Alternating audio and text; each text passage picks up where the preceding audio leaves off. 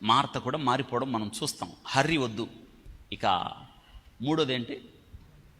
పెద్దగా ఇది ఇప్పుడు ఇక్కడ మీకు చెప్పాలి. ఇందాక చెప్పాను కదా, ఇప్పుడు డాక్టర్గా చెప్తాను, జాగ్రత్త వినాలి.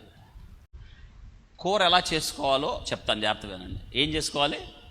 కూర అవసరమైన వస్తువులు కాదు, తీసుకోవాల్సిన వస్తువుల సంగతి నేను మాట్లాడలేదు. ఇప్పుడు కూర ఎలా చేయాలి?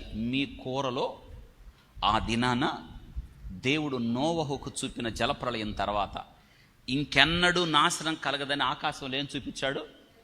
పెద్దగా. ఎన్ని రంగులు ఉన్నాయి? కాబట్టి మీ ఆరోగ్యాలు నాశనం కాకుండా అంటే 7 రంగుల కూరగాయలు తినాలి. నెంబర్ 1 చెప్పండి ఏంటి? 7 రంగులు తినాలి. నెంబర్ 2 తెల్లగా ఉండే వాటికి దూరముగా ఉండుట. రెండోది ఏంటి? పెద్ద చెప్పండి. తెల్లగా ఉండే వాటికి దూరముగా. 1 W white for rice, W for చెప్పాలి sugar, W for salt, white for salt. Maida, తెల్లగా ఉండే కొన్ని రకాల దుంపలు, వీటికి ఎట్టుండాలి? దూరంగా ఉండాలి. రెడ్ మీట్కి చాలా దూరంగా ఉండాలి. వింటున్నారా? Red meat it's dangerous. అస్సలు వాటికి దూరంగా ఉండడం మంచిది. 2 ఫైబర్ ఫుడ్ పెంచాలి. రైస్ ప్లేస్లో బ్రౌన్ రైస్ తినండి, రైస్ ప్లేస్లో ఓట్స్ తినండి, రైస్ ప్లేస్లో మిల్లెట్స్ తినండి. అవేం చేస్తాయి తెలుసా? మీకు తెలీదు. మీ ఆయుష్ని పెంచుతాయి, ఆరోగ్యాన్ని పెంచుతాయి, శక్తిని పెంచుతాయి, గురిని పెంచుతాయి, చురుకుదనాన్ని పెంచుతాయి. ఇది మీరు చేయాల్సిన విషయం.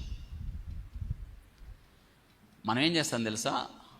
కర్రీ చేసే విషయంలో వినండి మా, ఎక్కువ నూనె వేస్తారు మీరు, ఎక్కువ కారం వేస్తారు, ఎక్కువ ఉప్పు వేస్తారు. ఇది ప్రమాదం. ఇవి నీకు వినాశనకారి. ఇది మీరు ఎప్పుడు ఆ పని చేయకూడదు. మన తెలుగు రాష్ట్రాల్లో Indian life style food, that Andhra food danger food. ఎందుకో తెలుసా? ఎక్కువ కార్బోహైడ్రేట్ తింటారు వీళ్ళు. రైస్లో ఉండేదేంటి? కార్బోహైడ్రేట్. చాలా డేంజర్ అండి అది. మీరు తినాల్సిన ఫుడ్ ప్రోటీన్ లెవెల్ పెంచాలి, కార్బోహైడ్రేట్ తగ్గించాలి. వింటున్నారా? ప్రోటీన్ ఫుడ్ తినాలి. ఇంకా చివరిగా 2 సార్లు తినండి.